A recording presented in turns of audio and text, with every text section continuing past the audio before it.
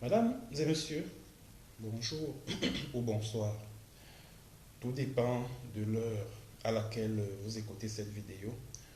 Je m'appelle Michel Biemton, journaliste web camerounais. Et merci de faire confiance à ma chaîne officielle, ma chaîne YouTube Michel Biemton officiel. Et comme vous le remarquez, ce n'est plus Urinews TV, c'est désormais Michel Biemton officiel.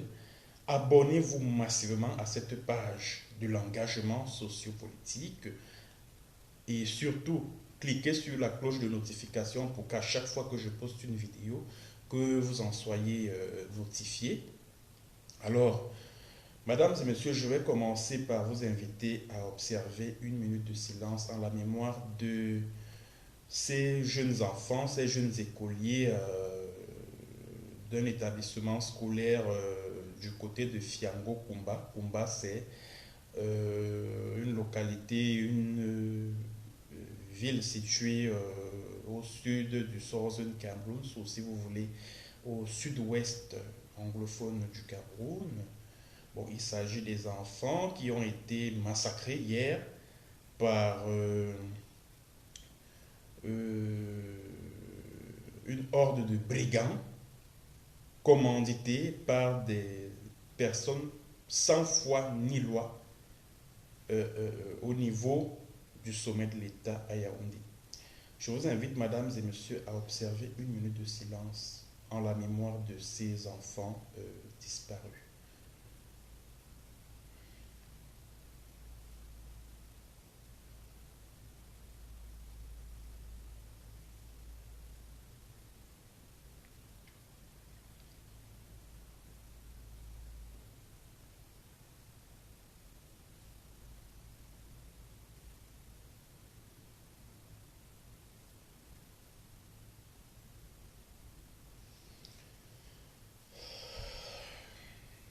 Ok, merci beaucoup. Alors, comme vous vous en doutez sans doute, permettez-moi la tautologie, nous allons parler du massacre de près d'une dizaine d'élèves d'une école du côté de Kumba, c'est-à-dire que l'attaque a eu lieu ce samedi 24 octobre 2020, bon, après le massacre de Ngarbo qui est survenu le 14 février 2019. Le 24 octobre 2020 demeure une date très triste dans l'histoire du Cameroun. Alors, s'agissant justement de cette attaque, mesdames et messieurs, cette vidéo s'adresse à l'opinion nationale et internationale. S'il vous plaît, mesdames et messieurs, ne vous laissez pas manipuler. Ne vous laissez pas manipuler. Pourquoi je le dis? Il me souvient que l'année dernière, vers fin août 2019, j'ai changé avec un ami qui est aussi un de mes informateurs, qui travaille au cœur des services de sécurité camerounais à Yaoundé. Et au détour de l'échange, il me glisse une information comme quoi, est-ce que tu sais même que tes gens, ils sont en train de planifier l'attaque de certaines écoles en zone anglophone dans le but d'accuser les séparatistes d'avoir blessé ou alors tué des élèves. Je dis, hey, c'est vrai ça. Je lui dis, mais comme je te dis là, est-ce que je t'ai toujours donné des mauvaises informations, des informations qui sont fausses et tout ça là. Il me dit, comme tu entends là, les gars sont en train de planifier l'attaque. C'était l'année dernière, fin août 2019, c'est-à-dire à l'approche de la rentrée scolaire. Ils sont en train de planifier l'attaque des élèves et tout, et tout, et tout, et tout. Je dis, j'ai pris l'information au sérieux et le risque de publier ça. Et si vous allez sur mon compte Twitter, j'ai retweeté ça hier parce que quand l'incident de Kumba éclate, c'est-à-dire que quand l'attaque de Kumba vient d'avoir lieu, je vais sur mon compte Twitter, je remarque qu'il y a des internautes qui ont remis le tweet là à la surface, qui ont ramené le tweet à la surface. Alors, j'ai donc publié cette information qui a été retweetée plusieurs fois. Et hier, quand j'apprends qu'une école a été attaquée du côté de Fiango, je me suis rappelé de mon ami là, de l'information qu'il m'avait filée l'année, il y a plus d'un an. Je me suis dit vraiment, je ne me fais aucun doute sur les auteurs, deux, les commanditaires de cette attaque. Vraiment, je ne me fais aucune illusion. Et je dis merci, mais alors merci à toute l'équipe du côté de Yaoundé qui a travaillé avec moi pendant toute la journée d'hier, la journée du 24 octobre, pour remonter jusqu'à mon niveau toutes les informations précises sur ce qui s'est exactement passé le 24 octobre 2020 à Kumba. Et je me permets de partager ces informations avec vous. Mesdames et messieurs, ce que vous devez retenir, c'est que les séparatistes armés ne sont nullement responsables de l'attaque d'une école du côté de Fiango Kumba. Je dis et je répète, les séparatistes armés, ou si vous voulez, les Ambazonian Restoration Forces, ne sont ni de près, ni de loin mêlés à cet incident. C'est vrai que beaucoup vont encore dire, ah, vraiment, toi, Michel Biemton, pour toi, les séparatistes sont blancs comme neige, ils ne font jamais rien, ils ne font jamais ceci, pour toi, ils sont blancs comme neige, ils ne commettent jamais de crimes. Oh, patati, ce n'est que l'armée camerounaise qui commet des crimes là-bas, machin truc. J'aimerais convoquer le bon sens des uns et des autres. Vous pensez sincèrement que si les séparatistes, comme vous les appelez, bon, moi je les appelle les indépendantistes armés du côté du Cameroun anglophone, s'ils avaient vraiment besoin d'empêcher que les enfants aillent à l'école, est-ce qu'ils seraient allés attaquer cette école-là au point de tuer certains élèves? Vous pensez qu'ils en ont besoin? Je tiens à vous rappeler que ce que vous désignez souvent à Yaoundé comme étant des terroristes sécessionnistes, les séparatistes, etc., etc., ces enfants-là, c'est-à-dire qu'ils ne tombent pas du ciel. Hein. Et je vous l'ai toujours dit à travers mes multiples vidéos sur cette chaîne, que ce ne sont pas des enfants qui tombent du ciel. Ce sont les enfants des quartiers, des villages, des villes où ils se trouvent. Donc ça veut dire que s'ils partent opérer quelque part, on saura que non, c'est tel. Il habite à tel endroit, c'est le fils de tel, etc. Donc ils vivent en harmonie avec ces communautés-là. Et je tiens à vous dire, mesdames et messieurs, que moi qui vous parle, j'ai discuté hier avec le responsable de la sécurité du Kumba LGA, parce que vous savez que la révolution anglophone, ou si vous voulez, la résistance indépendantiste anglophone, c'est quelque chose de structuré. Et en zone anglophone, vous verrez que chaque département, c'est-à-dire que dans le langage de la résistance anglophone, le département est considéré comme le county. L'arrondissement est considéré comme le LGA, donc Local Government Area. Bon, je prends un exemple. Le département du Fako, les indépendantistes anglophones considèrent le département du Fako comme le Fako County. Bon, et par exemple, la localité de Kumba, de Muyuka par exemple, qui est un arrondissement dans le Fako, est considéré comme le LGA. Bon, moi j'ai donc échangé avec le responsable de la sécurité dans le Mémé County où Kumba se trouve hier. On a échangé pendant 1 heure de temps. Il m'a dit que il a appelé le suprême commandant du combat Restoration Forces hier. Que mais il se passe des choses là-bas chez toi. Est-ce que tu as appris qu'il y a une école qui a été attaquée? Lui-même, il était surpris. C'est-à-dire que le commandant suprême du groupe armé qui coiffe le Kumba, le local government area de Kumba, lui-même il était surpris que merde. Moi je suis ici avec tous mes gars. On vient, et c'est vrai que le suprême commandant là a dit que lui-même les gens l'appelaient de partout à Kumba. Que mais c'est comment? On apprend qu'il y a une école qui a été attaquée par des hommes armés, etc.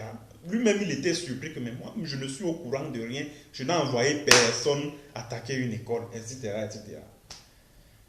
Et ceux qui passent le temps là me disent, oui, vraiment, toi, tu soutiens. Est-ce que c'est une question de soutenir qui que ce soit? C'est une question de bon sens. Si ces gars-là ont besoin, veulent empêcher que les enfants n'aillent pas à l'école, et c'est très simple, ils passent de maison en maison pour passer le message. Ou alors ils décrètent, même comme ils font souvent leurs histoires de lockdown là, où ils décrètent un confinement total dans toute la zone. Ils sont capables de décréter un lockdown, même de 2 semaines. Et pendant les 2 semaines de lockdown là, ils passent le mot d'ordre que vraiment on ne veut pas voir un enfant aller à l'école, etc., etc. Or, si déjà ces enfants là, ces pauvres enfants, que une bande de délinquants est allée assassiner là. Si déjà ils ont eu le temps de partir de chez eux pour aller jusqu'à leur école, ça veut dire que les séparatistes leur ont donné, ont accepté qu'ils aillent à l'école. Ça veut dire que le groupe armé séparatiste ou indépendantiste qui se trouve à Kumba leur a permis de se rendre à leur école. Aussi simple que ça. Parce que s'ils voulaient empêcher que les enfants n'aillent pas, que les enfants aillent à l'école, c'est dès le départ de la maison. Dès le départ. Parce qu'ils vivent avec ces communautés-là. Ce sont les fils et filles de ces familles-là, de ces communautés-là, où ils opèrent. Alors vous pensez que s'ils veulent empêcher les enfants d'aller à l'école, ils vont aller attaquer l'école, tuer les enfants? Non, pas du tout. Je vais donc vous raconter, mesdames et messieurs, ce qui s'est passé. Parce qu'il faut que vous sachiez la vérité, que vous ayez la bonne information sur ce qui s'est passé. Mesdames et messieurs, l'attaque de l'école, de cette école-là, bon, j'oublie un peu le nom, ça m'échappe, c'est un peu trop long et tout ça, de cette école à Kumba qui a tué 6 jeunes élèves et blessés près d'une vingtaine, a été perpétrée par des soldats camerounais en civil qui étaient accompagnés d'un ex-combattant indépendantiste. Je dis et je répète, l'attaque survenue le 24 octobre 2020 à Kumba, dans une école au niveau de Fiango, Kumba, a été perpétrée par des soldats camerounais. Ils étaient au nombre de 6. Il y a 5 soldats camerounais et un ex-combattant séparatiste.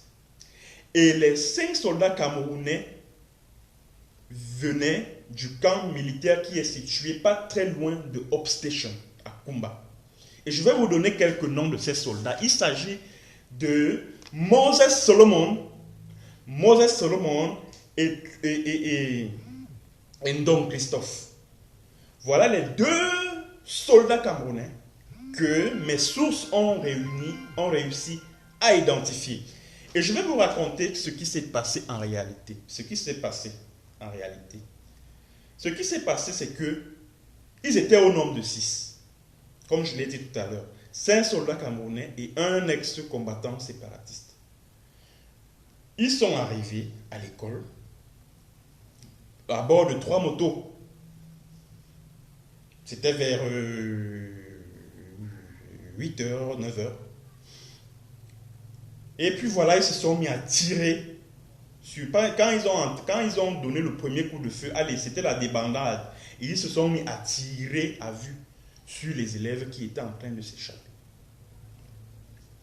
Et dès qu'ils ont fini cette opération, il y a un camion militaire qui les attendait au niveau de Three Corners. Un camion militaire les attendait. Ils ont été embarqués dans ce camion-là et le camion militaire a foncé jusqu'à Mambanda. Et je suppose que, et vous savez que Mambanda du côté de Kumba, le quartier qu'on appelle Mabanda du côté de Kumba abrite un camp du bataillon d'intervention rapide. Donc ce sont des soldats camerounais en civil qui ont tué ces enfants-là. Donc on arrête de vous raconter des histoires comme quoi, oui, les séparatistes, machin. Les séparatistes n'ont absolument rien à voir avec cette attaque d'une école à Kumba. Mais alors, absolument rien. Je dis bien absolument rien. Ça, c'est le travail des militaires, des soldats camerounais. Je vous ai donné deux noms tout à l'heure. Il s'agit de Don Christophe et Moses Solomon. Alors, tout est parti de quoi? La veille déjà, le 23 octobre 2020, il s'est tenu une réunion secrète. Une réunion secrète dans un hôtel à Kumba, très célèbre d'ailleurs, qu'on appelle Elongo Garden. Elongo Garden. L'hôtel là appartient à un célèbre homme d'affaires qui fait dans le cacao appelé Achanya Martin. Bon, une autre source m'a révélé que non, c'est plutôt un avocat qui travaille à MTN et tout, à Kumba. Maître ou c'est État ou c'est qui là, qui est le propriétaire de l'hôtel là. Mais bon, jusqu'à présent, bon, je n'ai pas encore la confirmation de ce que c'est plutôt l'autre, l'avocat, qui est le propriétaire de l'hôtel. Mais mes sources qui se sont voulues concordantes ont insisté en disant que l'hôtel, le Elongo Garden de Kumba, appartient à Achanya Martin, qui est un homme d'affaires, un richissime homme d'affaires à Kumba, qui fait dans l'exportation du cacao, etc., etc. C'est là-bas où une réunion secrète, présidée par un Toundon chambellan. Toundon chambellan, préfet de Mémé. Mémé, c'est le département dont Kumba est le chef. C'est lui qui présidait la réunion. Et à cette réunion, ont pris part le général Ebaïba Benoît, qui est le commandant de la région militaire numéro 2,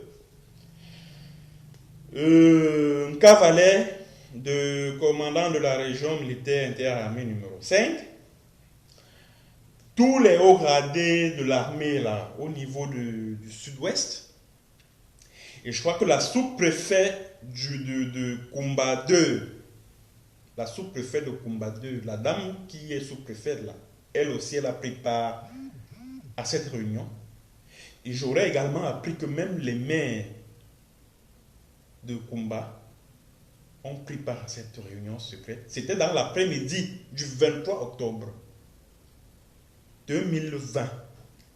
Et le général Elokobi, qui travaille au CED, il est, je crois, de la coordination des opérations au secrétariat d'État à la Défense chargé de la gendarmerie nationale.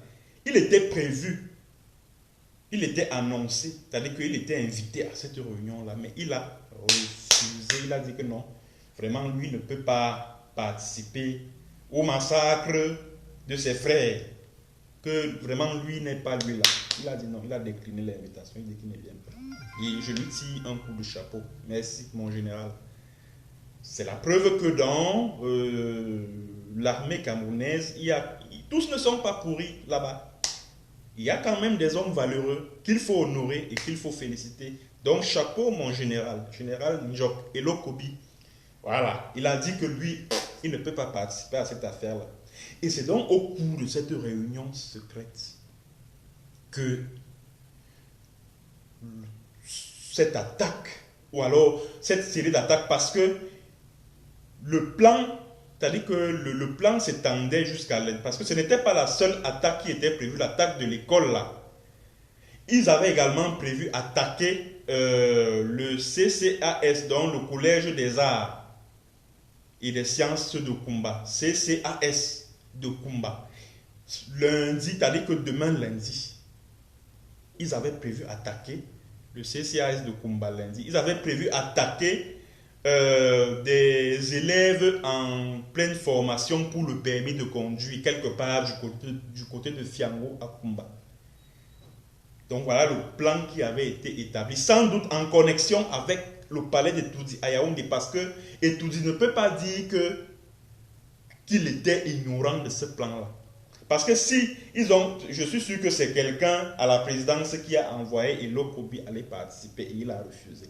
Donc c'est quelque chose qui était bien planifié du côté du cabinet noir du palais présidentiel d'Etoudi à Yaoundé.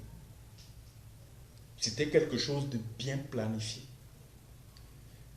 Alors, comme vous pouvez donc le constater, l'attaque de cette école-là à Kumba qui a occasionné 6 morts, qui a tué 6 élèves et blessé près d'une vingtaine d'autres, a été planifiée par les responsables de la sécurité et de la défense, aussi bien sur le plan local dans la ville de Kumba ou dans le sud-ouest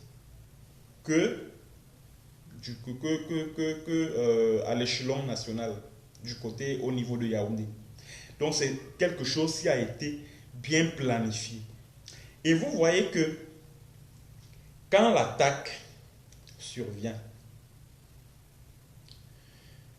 parce qu'ils avaient déjà prévu ça, hein, que ça va susciter l'émotion, les médias vont réagir, la presse internationale va réagir, les gouvernements occidentaux vont réagir pour condamner les séparatistes. Donc ils voulaient entraîner l'opinion, parce que c'est ça l'objectif en réalité. Comme ils se sentent dos au mur, les États-Unis sont en train de mettre la pression, la communauté internationale est en train de mettre la pression pour que le gouvernement camerounais engage des négociations avec les leaders indépendantistes anglophones sur les causes réelles de la crise. Comme ils sont donc sous pression, maintenant pour contourner la pression des Occidentaux et susciter la sympathie de l'opinion internationale, qu'est-ce qu'on fait? On commandite des assassinats comme celui sur ces élèves-là à Kumba. Bon, parce qu'ils se sont dit que comme ce sont des élèves, ce sont des enfants, ça va susciter de l'émoi au sein de l'opinion internationale et cette dernière va condamner les séparatistes, condamner le mouvement indépendantiste anglophone et au besoin même classer ce mouvement au niveau des États-Unis comme étant une organisation terroriste. C'est le plan qui était prévu. Et si vous avez remarqué, ce 24 octobre 2020, il y a eu une réunion de sécurité, je ne sais pas trop comment ils ont appelé ça, une réunion d'urgence, voilà, au premier ministère à Yaoundé. Il y a eu même un point de presse organisé par le ministère de la Communication sur ce massacre-là. Vous comprenez que c'est quelque chose qui était bien minutieusement planifié. L'objectif ici étant de susciter l'émoi de l'opinion internationale. Mais malheur en a pris, parce que si vous lisez le communiqué de l'ambassade des États-Unis à Yaoundé, les gars parlent des hommes armés. Ils parlent des hommes armés non identifiés. Ils ne parlent nullement des séparatistes armés. Et même quand vous lisez le communiqué de l'Union européenne que j'ai partagé sur ma page Facebook et que Boris Berthold, le grand frère Boris Berthold, un activiste aussi qui est en Europe, a partagé sur sa page, a publié sur sa page, pardon, vous verrez que nulle part on ne parle d'une attaque perpétrée par les séparatistes comme ça se faisait souvent avant. Je prends un exemple. Quand la jeune Comfort là a été assassiné récemment, la Stève, je crois, le 11 août, du côté de Mouyouka, comme Fonte Toumassan. La jeune fille, vous vous souvenez de la jeune fille dont on voyait l'image, enfin, qu'on voyait être égorgée et tout, par des jeunes gens et tout, et tout, et tout. Vous voyez que quelques jours après, les États-Unis ont réagi et ont condamné les séparatistes armés d'avoir perpétré, même si ce n'était pas eux, parce que c'était aussi un autre truc, parce que ça rentre dans toutes ces opérations secrètes du régime de Yaoundé là, décapiter les gens, surtout les jeunes filles, parce qu'on se dit que comme c'est une jeune fille, ça va susciter l'émoi au sein de la gente féminine et tout, ça va choquer les gens, etc.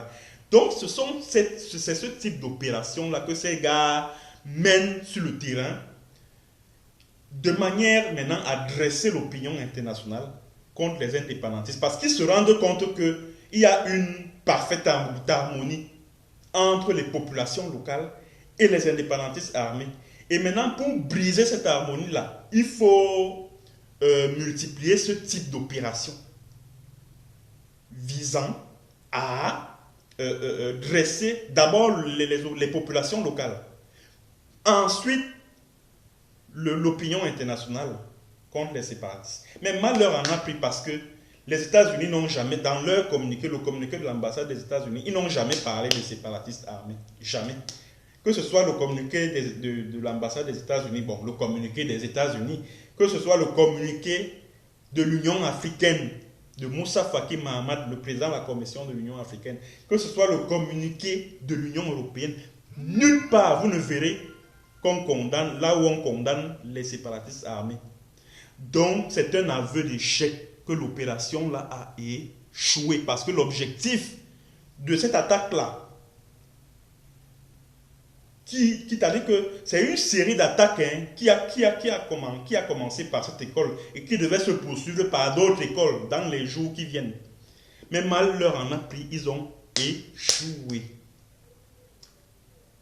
À partir du moment où, dans leurs différents communiqués, les États-Unis, l'Union européenne, l'Union africaine ne parlent nullement de séparatistes comme étant les auteurs de cette attaque, de l'attaque de cette école du côté de Kumba. C'est un aveu d'échec. C'est un aveu d'échec. Alors, je tiens donc à dire à ce régime voyou, à ce régime gangster qui gouverne à Yaoundé, je tiens à vous dire, mesdames et messieurs, que je suis au courant de tout ce que vous mijotez comme plan dans vos cabinets secrets et tout ça là, je suis au courant. Et autant que faire se peut, j'informerai l'opinion nationale et internationale de tout ce que vous concoctez contre le peuple anglophone. Et je tiens à vous dire que arrêtez de massacrer des innocents, arrêtez de tuer les pauvres innocents juste pour votre agenda politique. Voilà de pauvres enfants qui allaient chercher le savoir à l'école. Et je vais vous dire, mesdames et messieurs, un habitant de Kumba m'a informé hier de ce que il y a près d'une semaine, donc le samedi passé, c'est-à-dire qu'il y a une semaine avant l'attaque survenue hier samedi le 24 octobre, des soldats camerounais se sont rendus dans certaines écoles à Kumba pour dire aux enseignants et aux élèves de ne plus venir à l'école les samedis, mais de venir plutôt les lundis. Et vous savez que les lundis, dans le Cameroun anglophone, c'est un jour de ghost town, donc de ville morte, où tout est fermé, les écoles, bon, les hôpitaux, le service minimum, bref, les magasins, tout est fermé les lundis, parce qu'ils respectent, c'est la population qui a fini par intégrer que le lundi, c'est ville morte. Et maintenant, pour rattraper le lundi, les enfants sont obligés d'aller à l'école les samedis. Donc ils mettent à profit le samedi pour rattraper les cours qu'ils n'ont pas pu faire le lundi. Alors le samedi, là, donc, les soldats vont dans des écoles pour demander aux parents, et c'est sur ordre de Ntundong, Chamberlain, le préfet de Mémé. C'est lui qui a donné les instructions que non, pourquoi les enfants vont à l'école le samedi, il faut plutôt aller le lundi. Parce que dans l'objectif, c'est-à-dire l'objectif du préfet Ntundong, c'était que les enfants puissent casser le mot d'ordre de Ghost Town, qui a été décrété par les indépendantistes armés en 2017, parce que c'est depuis 2017, depuis janvier 2017 que ce mot d'ordre-là est suivi. Parce que j'entends les gens à Yaoundé dire que non, si la population respecte les villes mortes, c'est parce qu'elle a peur des séparatistes. Est-ce que en janvier 2017, on parlait déjà de séparatistes armés? Non, mais depuis janvier 2017, ils respectent ça.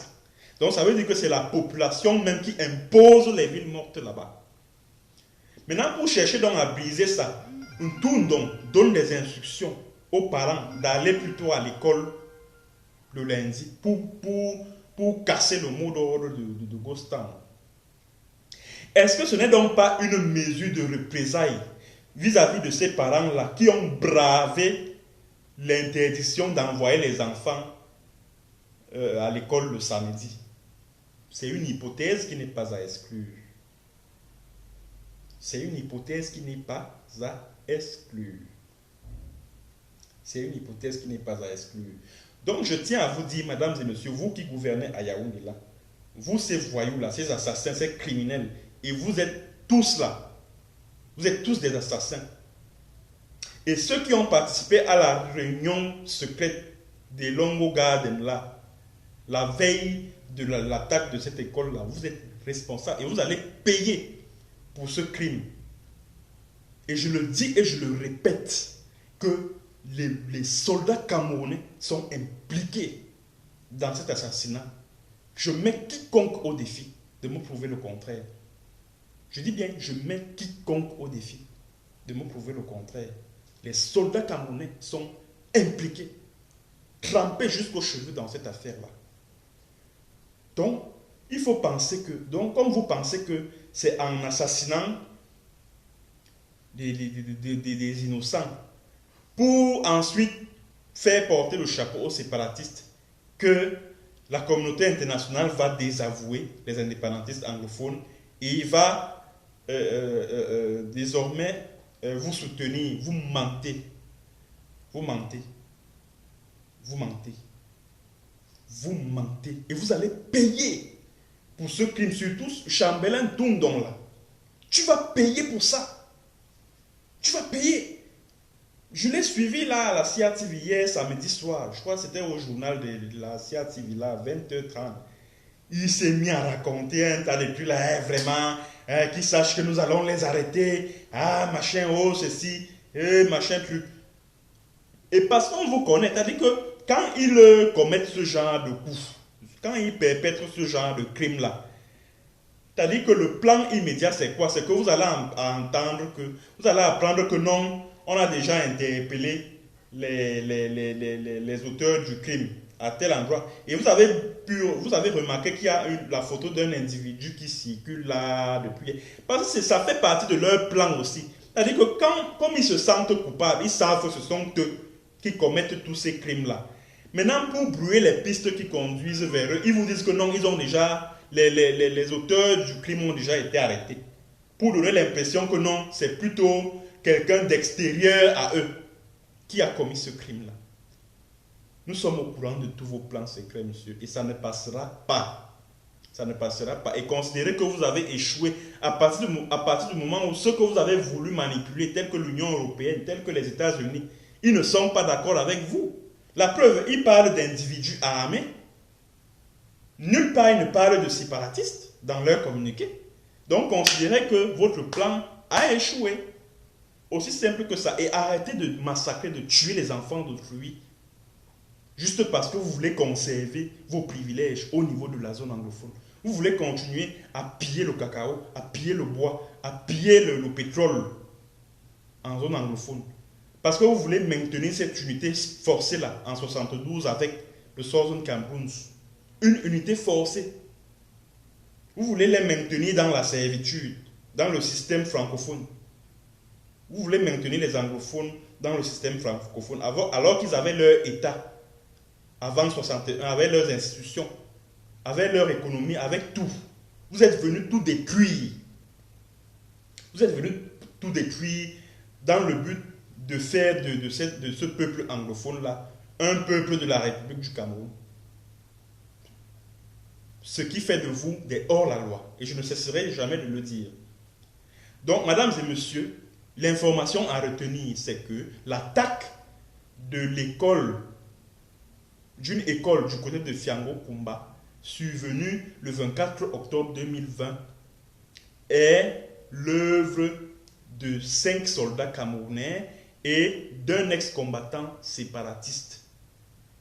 L'attaque a été planifiée la veille au cours d'une réunion secrète tenue dans un hôtel célèbre à Kumba appelé Elongo Garden. Une réunion à laquelle prenaient part le préfet Chambelin Toundon, le général Ebaïba Benoît, le général Nkavalet et je vois la sous-préfet de Kumba 2. Et certains responsables de la sécurité et puis de l'armée du côté du sud-ouest ont également pris part à cette réunion-là.